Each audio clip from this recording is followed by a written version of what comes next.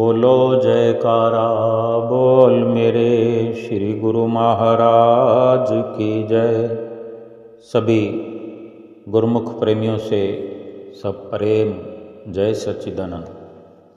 वंदो चरण सरोज गुरु मुद मंगल आगार।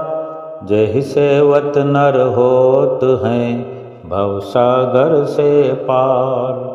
गुरु जी के सुमिरन मात्र से नाशत विघ्न अनंत। तासे सर्वारंभ में ध्यावत हैं सब संत।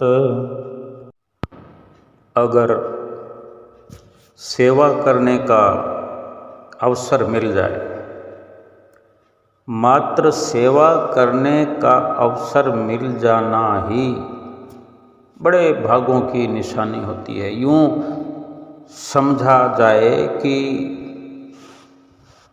बड़े हमारे उत्तम भाग हैं जो ये सेवा का एक बेहतरीन बेशकीमती उपहार मिल गया है, तोहफा मिल गया है। सेवा किसी भागों वालों को मिलती है। हमें सेवा करने का मौका और काबिलियत सतगुरु की दया से, मेहर से ही प्राप्त होती है। बेशक सेवा किसी की भी की जा सकती है, किसी की मदद करना भी सेवा होता है, सेवा होती है। मदद भी किसी भी प्रकार की हो, तन से हो, मन से हो, धन से हो। लेकिन ये आध्यात्मिक स्तर की ये बात है। भक्ति के मार्ग पर चलने वालों के लिए, गुरुमुख प्रेमियों के लिए, संतों के सत्संग में आने जाने वालों के लिए ये विचार है, ये सोच है कि सतगुरु हमें काबिल समझ करके, दया करके सेवा की बख्शिश करते। तो हमारा भी ये फर्ज बनता है कि सतगुरु को हाजिर नाजिर मान कर सेवा करें। सतगुरु ने सेवा के अनेक भंडार खोल दिए। जगह जगह पर हमारे घर के आसपास, हमारे शहर में, हमारे गांव में आश्रम बना दिए, कुटिया बना दी है। वहाँ पहुंचकर भी सेवा का हम लाभ उठा सकते हैं। श्री दरबार में पहुंचकर भी सेवा का लाभ उठा सकते हैं।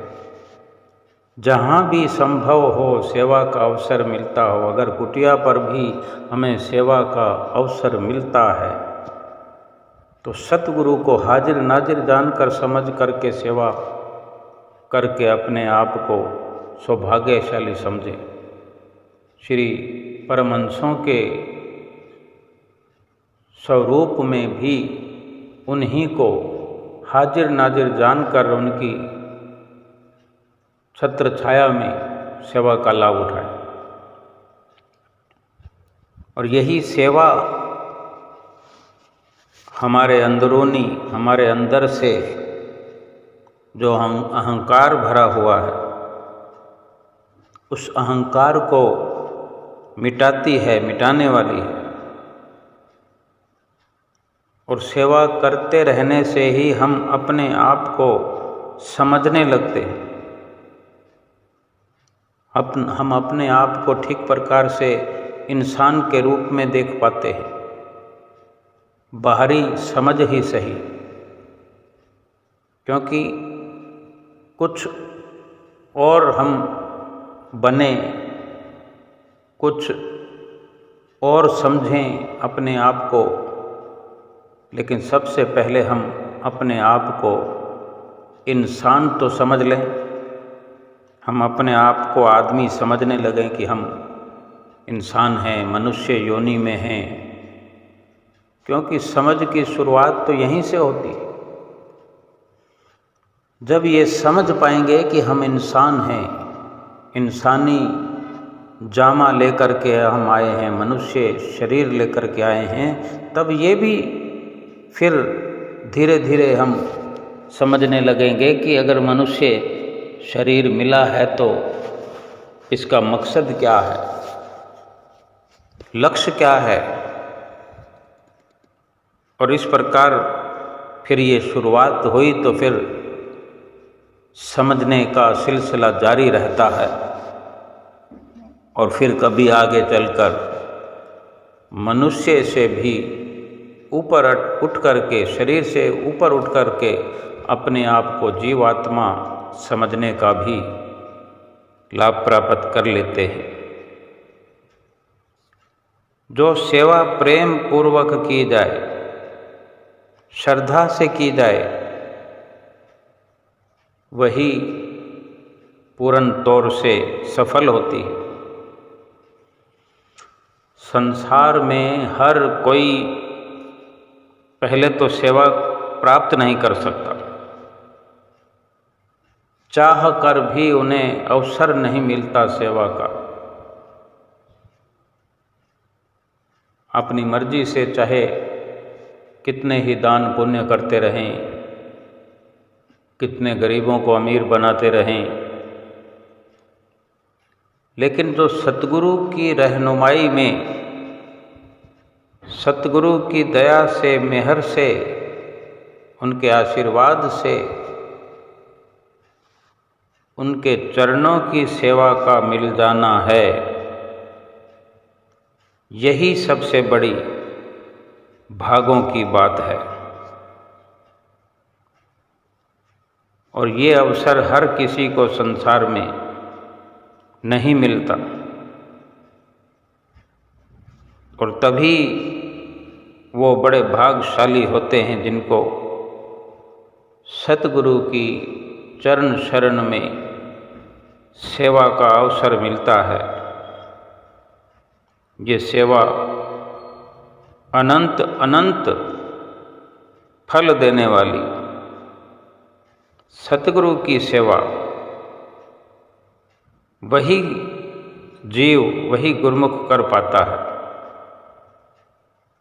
जिसके बड़े भाग होते हैं और जिस पर सतगुरु की दया होती है। और ये सतगुरु से प्राप्त सेवा परमात्मा की ओर से मिला हुआ एक अनमोल बेशकीमती तोहफा है इस जीवन में। भगवान को पाने के लिए, भगवान की नज़दीकी हासिल करने के लिए बहुत कुछ करना पड़ता है, जिसमें सेवा ये मुख्य रूप से अपना असर दिखाती है। यूँ तो प्रभु को पाने के लिए, मनुष्य जीवन को सफल करने के लिए, 84 का चक्कर खत्म करने के लिए, गुरुमुख प्रेमियों को अपनी जो इच्छाएं हैं, कामनाएं हैं, ये अपने सतगुरु की मौज पर निछावर कर देने की जरूरत है, बल्कि उनकी मौज में अपना सर्वस्व ढाल दें। सतगुरु ने सेवा बख्शी है, सेवा का लाभ उठाएं। सतगुरु ने भक्ति के मार्ग पर चलने के लिए जो 5 नियम निर्धारित करके हमें उनका नियम पूर्वक पालन करने के लिए फरमाया है, तो उनका पालन करें। 2 घंटे भजन अभ्यास अवश्य करें। और इसी प्रकार संसार के जितने भी साधन हैं, शरीर के निमित्त सुख प्रदान करने वाले, प्रारब्ध रूप में जो भी अवसर प्राप्त होता है सतगुरु की आज्ञा व मौज से चलते हुए, उनका सबका लाभ उठाते हुए अपनी इच्छा कामना को अपने अंदर उभरने न दे। जो सतगुरु की आज्ञा व मौज पर चलते हैं, क्या उन्हें संसार के सुख नहीं मिलते? क्या संसार के बढ़िया बढ़िया खान पदार्थ नहीं मिलते? सब कुछ मिलता है। भाव समझने का या समझाने का केवल यही है कि अपनी इच्छा को सतगुरु की इच्छा से मिला दे। जैसा सतगुरु का हमारे लिए फरमान होता है, सतगुरु का हमारे लिए जो इशारा होता है, जो आज्ञा होती है, उस पर चलते हुए सबसे पहला काम सतगुरु की मौज पर चलना। ये हम स्वयं निर्धारित करें कि हमें सर्वप्रथम सतगुरु की आज्ञा व मौज को मुख रखना। फिर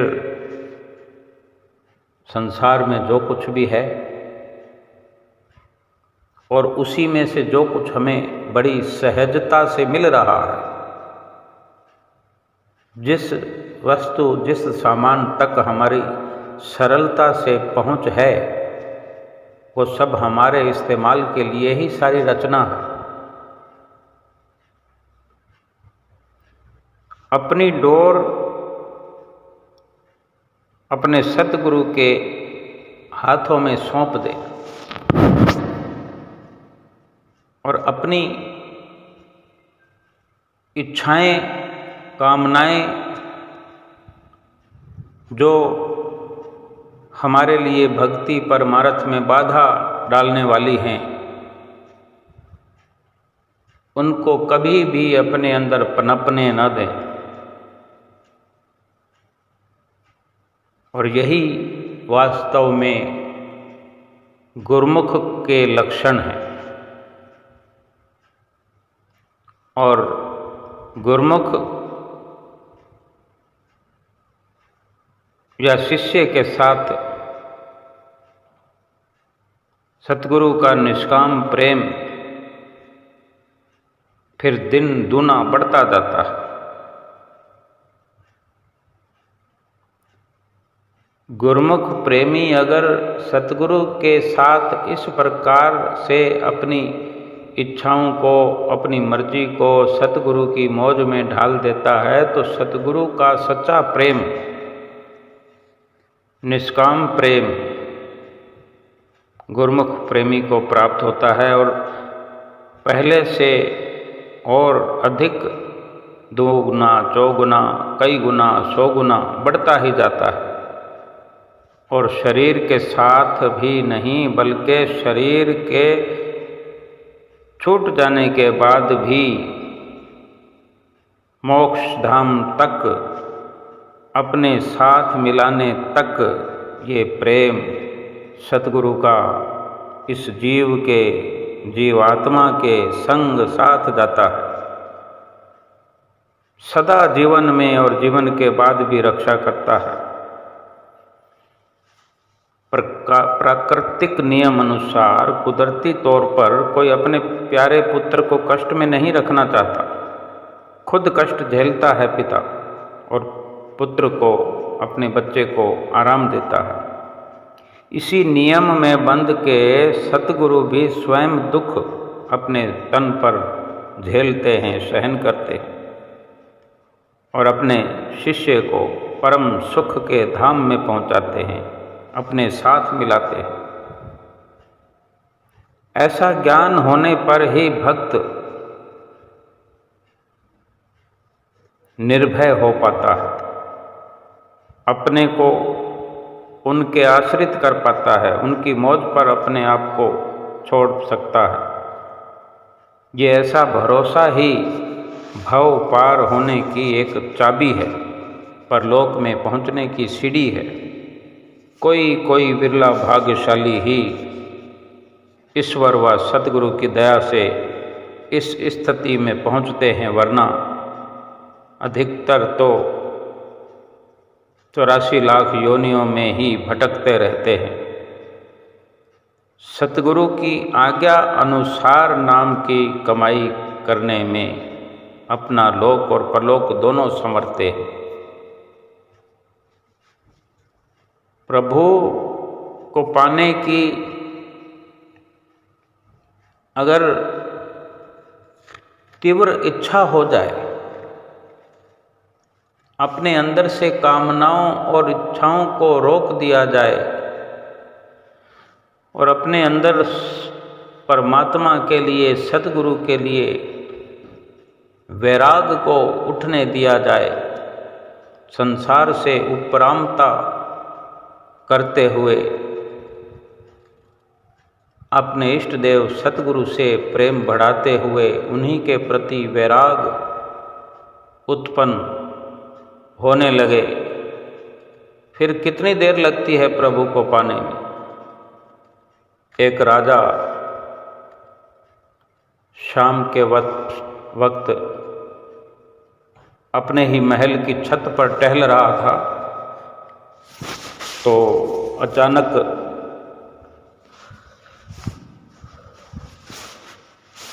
अपने महल की छत से क्या देखता है, उसकी नज़र नीचे बाहर महल से बाहर सड़क की तरफ जहाँ बाज़ार था, बाज़ार में नज़र पड़ती है तो क्या देखता है कि उसी बाज़ार में घूमते हुए एक संत को देखता है। संत पर नज़र पड़ती है राजा की, और फिर संत तो संत ही होते, चाहे वो बाज़ार में टहलते हों, किसी के घर में विराजमान हो, या अपनी कुटिया में, आश्रम में, मंदिर में, बस वे अपनी धुन में खोए रहते हैं। संतों की पहचान तो इसी प्रकार की होती है कि वो अपनी मस्ती में खोए रहते हैं। तो राजा ने यही महसूस किया कि वो संत बाजार में इस प्रकार आनंद में भरे हुए चल रहे हैं, मस्ती में, जैसे वहाँ उनके अलावा कोई और है ही नहीं। ये राजा ने महसूस किया कि वो संत ऐसे जा रहे हैं सड़क पे कि जैसे पूरी बाजार में, पूरी भीड़ में वो अकेले ही हों, उन्हें किसी और अन्य की सुध भी नहीं है कि क्या कोई और मेरे पीछे, मेरे इधर उधर आजू बाजू कोई चल भी रहा है, नहीं, बल अपने मस्ती में चल रहे हैं। ऐसा राजा को महसूस हुआ तो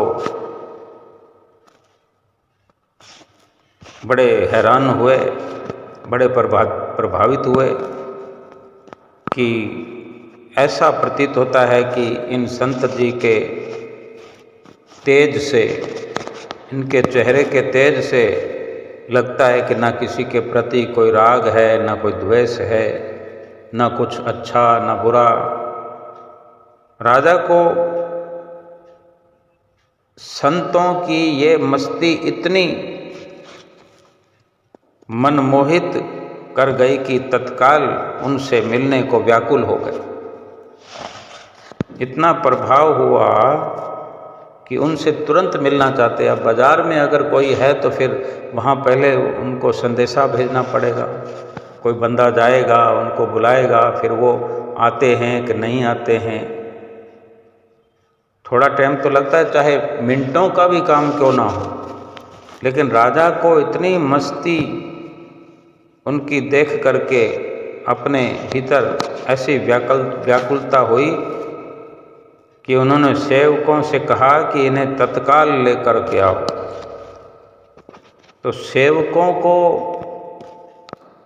जो राजा के इशारों की समझ हो चली थी, तो वो जो संत जी थे, चलते चलते कुछ महल के नज़दीक आ गए तो भी उनको बुला कर लाते तो कुछ मिनट लग जाते, लेकिन राजा के सेवकों ने जो इशारा समझा तो उन्होंने तत्काल का यही मतलब समझा कि सेवकों को फिर कुछ नहीं सूझा, तो उन्होंने महल के ऊपर से एक रस्सा लटका दिया और ऐसा घेरा बनाकर ऊपर से संतों को उसमें फंसा दिया और ऊपर खींच लिया। देखते ही देखते संत जी राजा के सामने थे। राजा ने सेवकों द्वारा इस प्रकार लाए जाने के लिए संत जी से क्षमा मांगी, तो संत ने भी बड़े ही सरल स्वभाव से राजा को क्षमा कर दिया और पूछा कि ऐसी क्या जल्दी थी आपको, ऐसी क्या जल्दी आ पड़ी महाराज, जो रस्सी में बांधकर खिंचवा लिया मुझे। राजा ने कहा, एक सवाल का उत्तर पाने के लिए मैं अचानक ऐसा बेचैन हो गया कि कोई सुध बुध नहीं रही और मैंने आनन फानन में अपने कर्मचारियों को आदेश दिया और उन्होंने इस प्रकार से आपको ऊपर रस्से में खींच लिया, मैं क्षमा चाहता हूँ। तब संतों ने कहा, संत मुस्कुराए,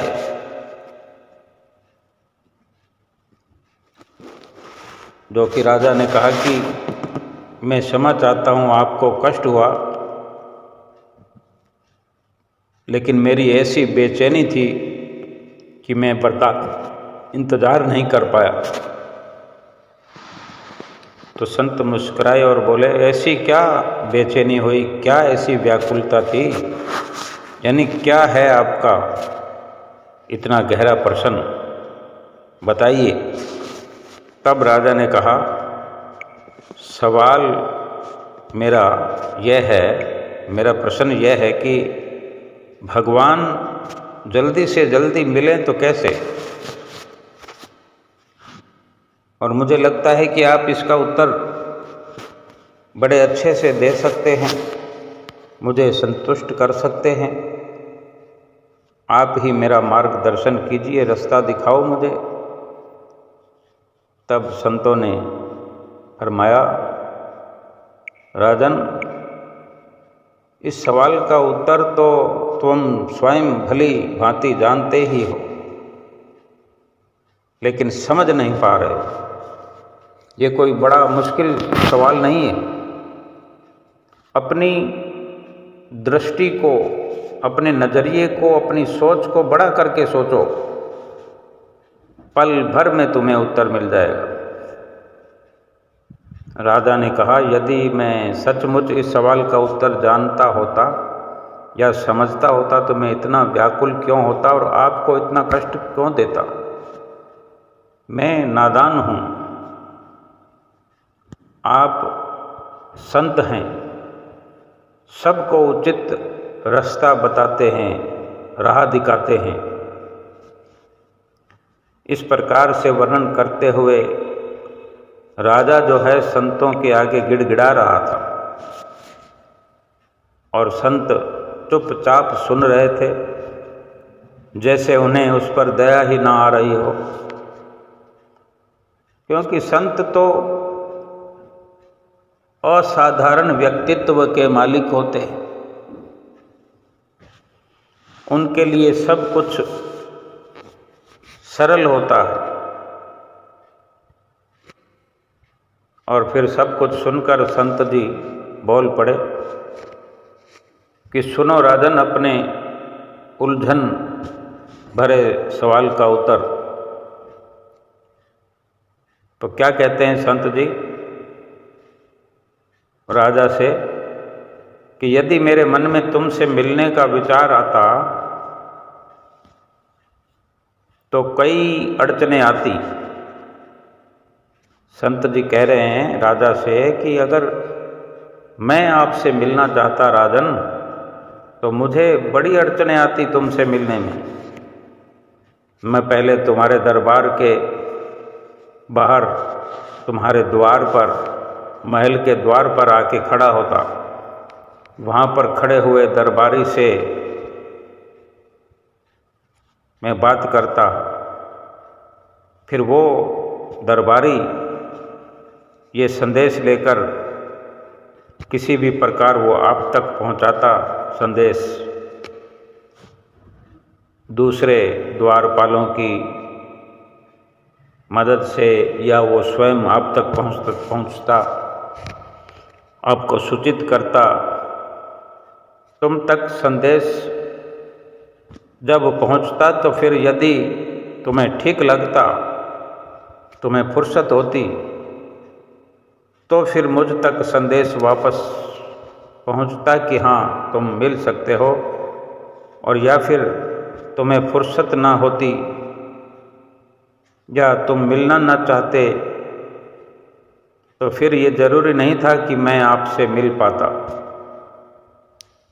ये था मेरा आपसे मिलना जो इतनी अड़चनों से भरा होता। परंतु जब तुम्हारे मन में मुझसे मिलने का विचार इतना प्रबल रूप से आ गया, तो अब तुम खुद सोचो कितनी देर लगी मिलने में, तुम कितनी देर में मुझसे मिल पाए।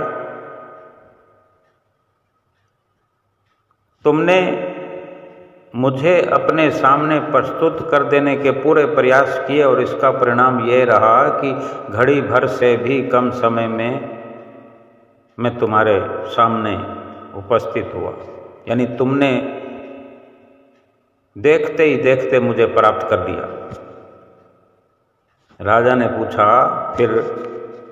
फिर से राजा ने पूछा, परंतु भगवान के मन में हमसे मिलने का विचार क्यों आएगा? भगवान हमसे मिलने क्यों आएंगे? क्या जरूरत पड़ी है? भगवान चाहें तो हमें मिल सकते हैं, लेकिन भगवान हमसे क्यों मिलना चाहेंगे?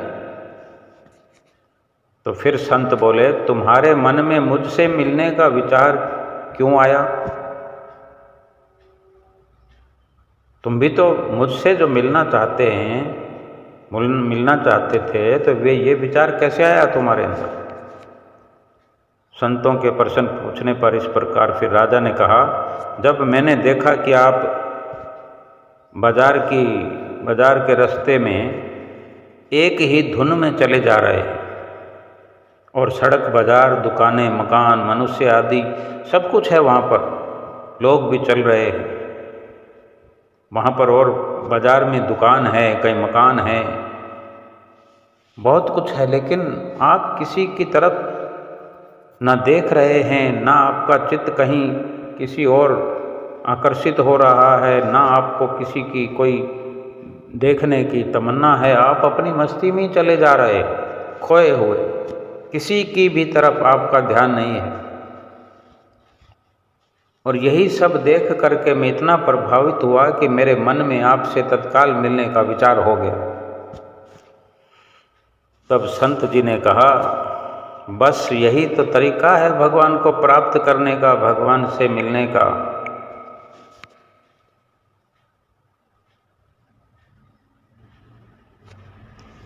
कि ऐसे ही तुम एक ही धुन में भगवान की तरफ लग जाओ, किसी की तरफ तुम्हारा ध्यान ना जाए, किसी की तरफ तुम्हारा चित्त ना भटकता हो, ना भीतर से, ना अंदर से, ना बाहर से। ऐसे धुन में भगवान की लग जाओ कि भगवान के बिना तुम रह ही ना सको। जब इस प्रकार तुम्हें धुन में, अपनी मस्ती में, भगवान के ध्यान में खोया हुआ देखेंगे भगवान, तो भगवान के मन में भी तुमसे मिलने का विचार आ जाएगा। और वो फिर अपने आप जो भी साधन करें, भगवान तो समर्थ हैं। इतना भी समय नहीं लगेगा जितना तुमने मुझसे मिलने में लगाया, इससे भी कहीं कम से भी कम समय में भगवान खुद तुमसे आकर के मिलेंगे। तुम्हें कुछ जतन करने की जरूरत नहीं, फिर जो कुछ करेंगे स्वयं भगवान करेंगे। कितना सुंदर मार्ग दिखाते हैं संत महापुरुष। कभी सेवा का रास्ता सुझाते हैं, कहीं सत्संग का तरीका बताते हैं भगवान से मिलने का, कहीं ध्यान साधना में लीन करके भगवान से मिलने का रास्ता बताते हैं, भगवान से मिलने की सरलता समझाते हैं, भजन सुमरन करने का हर वक्त इशारा करते हैं। और सही मायने में देखा जाए तो बहुत ही सरल से सरल अगर कोई काम है इस दुनिया में हमारे जीवन का, तो भगवान से मिलने का काम सरल से सरल है। लेकिन हम समझ नहीं पाते, हम अपनी सामर्थ्य से जान नहीं पाते हैं कि भगवान से मिलें तो कैसे। लेकिन संतों महापुरुषों से जब मुलाकात हो जाती है, जब संतों से सामना हो जाता है, संतों का सानिध्य मिलता है,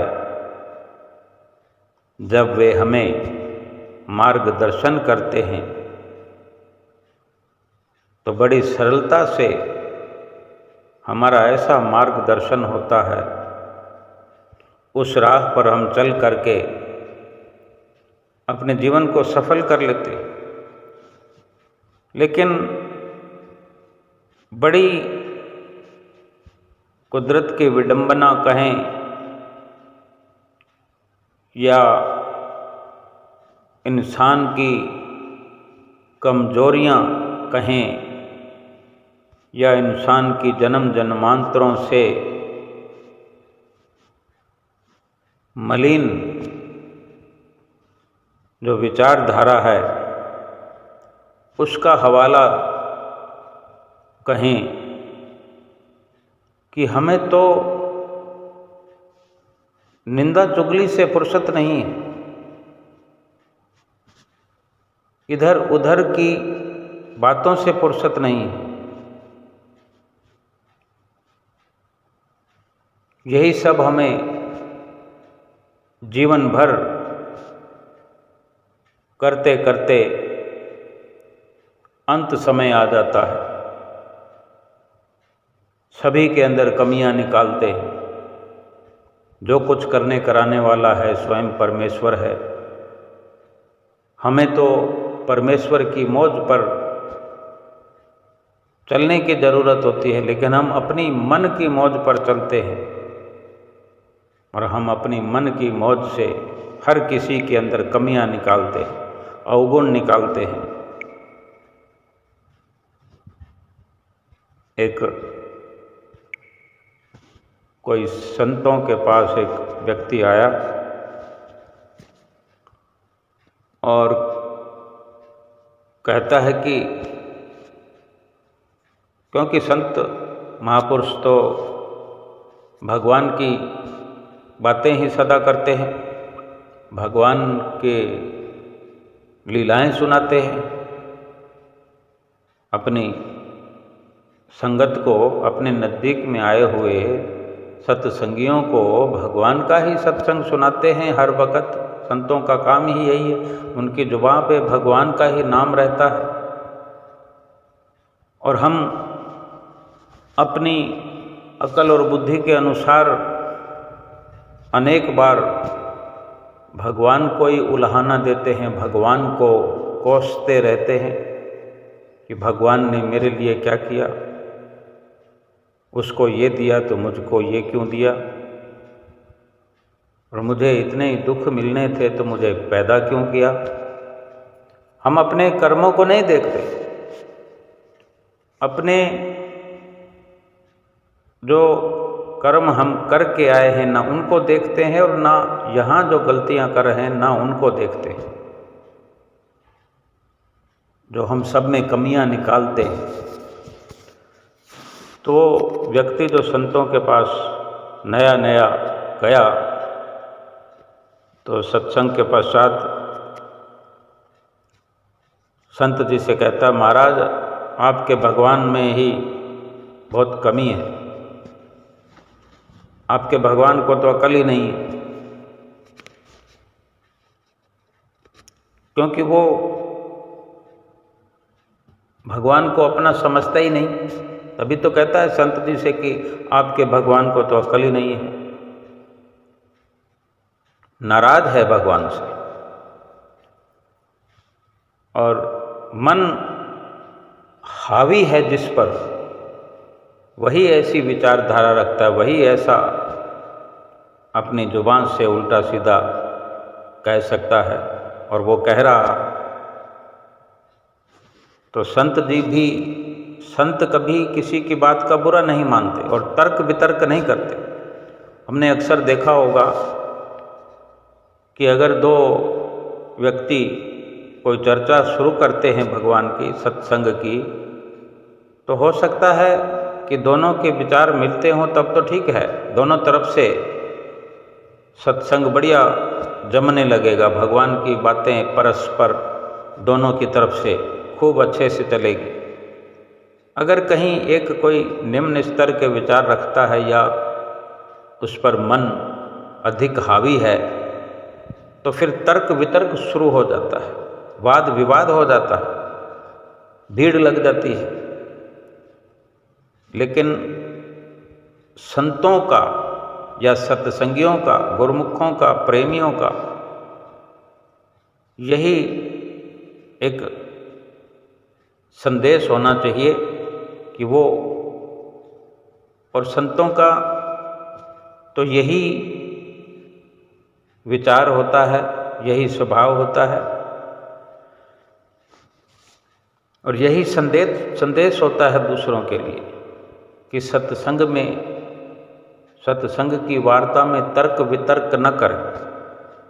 जहाँ तक हो सके किसी को समझाने के लिए अगर कोई दायरे में रहकर समझना चाहे तो बस इतना ही प्रयास करें कि उग्र रूप धारण न हो जाए, नहीं तो हाथ जोड़ करके अपना रास्ता बदल सकते हैं, अपनी सत्संग वार्ता को विराम दे सकते हैं। क्योंकि किसी से जीतने की जरूरत नहीं, जीतने का मतलब सत्संग नहीं है। और भगवान के जो व्यक्ति हैं, भगवान को चाहने वाले, भगवान से प्रेम करने वाले, कभी जीतने का ख्याल नहीं रखते, जीत करके नहीं दिखाना चाहते। वर्णन भी है कि हरि के जन हारे भले, जीतने दे संसार, हारे हरिपुर जाएंगे और जीते जम के द्वार। कि भगवान के जो बंदे हैं वो तो हारे हुए ही अच्छे हैं। जिसको भगवान के द्वार जाना है, भगवान के घर जाना है, वो संसार से जीतने की इच्छा न रखे। जीतने के लिए तो पूरा संसार पड़ा है। ये संसार जीत की बाजी में ही तो लगा हुआ, जो बार बार दुखी हो रहा है, रोज का रोज दुखी हो रहा है, दिन में कई कई बार दुख परेशानियों का शिकार बनता रहता है। ये जीत के कारण है। अगर हार जाए, हारना आ जाए, हरि के जन हारे भले, तो हरि के द्वार पहुंच जाते हैं। हरि के द्वार हारा हुआ इंसान ही पहुंचता है। निर्बल जो अपने आप को मैं निर्बल अति दीन हूँ, तुम समर्थ बलवान, सब विधि मम रक्षा करो, दीन बंधु भगवान। अपने आप को कमज़ोर समझेंगे तभी तो भगवान समर्थ नजर आएंगे। अगर हम ही अपने आप को बलशाली समझेंगे तो फिर भगवान की ताकत का अंदाज़ा क्या होगा हमें। भगवान सर्वशक्तिमान हैं, ये कैसे समझ पाएंगे जब तक हम खुद शक्तिमान बने रहेंगे। जो खुद को खुदा समझता है वो खुदा को क्या पहचानेगा।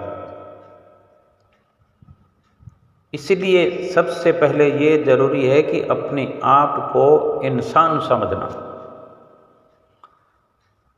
और इंसान समझ के फिर ये निश्चित करना कि इंसान का जन्म लेकर के इस जीवन में इंसान का मकसद क्या है, लक्ष्य क्या है। और संतों महापुरुषों की शरण मिलती है तब तो सभी कुछ सीखना समझना आ जाता है। लेकिन तब तक तो कम से कम अपने आप को इंसान बनाएं, तर्क वितर्क से दूर रखें। अब वो व्यक्ति जो संतों के पास आकर के कहता है कि आपके भगवान को तो अकल ही नहीं, तो संत बड़े दयालु, वो कहते हाँ अकल तो थोड़ी ही है। वो कहता आपके भगवान को ज़्यादा अकल नहीं है। तो संत जी कहते हैं हाँ थोड़ी है, थोड़ी सी है। तो फिर उसको ये भी अच्छा नहीं लगता। संतों ने मान लिया तुरंत, तो ये जवाब भी संतों का अच्छा नहीं लगता। वो सोचते हैं कि संत जी कहीं मुझे चिढ़ा रहे, क्योंकि तर्क वितर्क करने वाले को कुछ भी बात अच्छी नहीं लगती, हर बात पे तर्क करते। उसकी बात में हाँ में हाँ मिला दिया तो भी उसको ठीक नहीं लगता। तो वो संतों से कहता है भाई आप ऐसा संत होकर ऐसा क्यों कहते हैं। अब वो कहीं ना कहीं अंदर से जानता है कि संत तो संत होते हैं, फिर भी तर्क वितर्क करता है भगवान के बारे में, अब शब्द बोलता है। कहता है संतों से कि आप ऐसे कैसे कह रहे हैं कि हाँ थोड़ी सी अकल है भगवान को। तब संत कहते हैं अकल थोड़ी है भगवान को, तभी तो तुम जैसों को बनाया है। तो अब एक तरह का ये तो संतों की तरफ से ये इशारा हो गया जो हम भली भांति समझते हैं। भाई अगर ऐसे जीव दुनिया में है तो वो भी भगवान की ही गलती है, इंसान की थोड़ी गलती है। इंसान अगर अपने गलती मान ले, अपने कर्मों पे ध्यान दे, तो उसे भगवान गलत थोड़ी नजर आएंगे। जब अपने आप को हम सर्वश्रेष्ठ मानते हैं तभी तो सभी में अवगुण नजर आते हैं, सभी में हम गलतियां निकालते हैं, कमियां निकालते हैं। वही व्यक्ति फिर कहीं जा रहा था किसी एक और मित्र के साथ, तो वहाँ चलते चलते दोनों जा रहे थे, तो रास्ते में कहीं खेतों के पास से गुजरना हुआ, तो वहाँ फसल हो रही थी। तो जो बड़े बड़े कद्दू होते हैं, काशी फल जो गोल मटोल होते हैं, तो उसको देखकर बड़ा सारा था, 3-4 किलो का होगा एक ही फल। तो देखकर वो अपने साथ वाले मित्र से कहता है, जिसको भी साथ में देखता है उसको कहता है देख तेरे भगवान में यही अकल है। मैंने अपना नहीं मानेगा, जो भी है जिसको बात करेगा, देख तुम्हारे भगवान में कोई अकल है।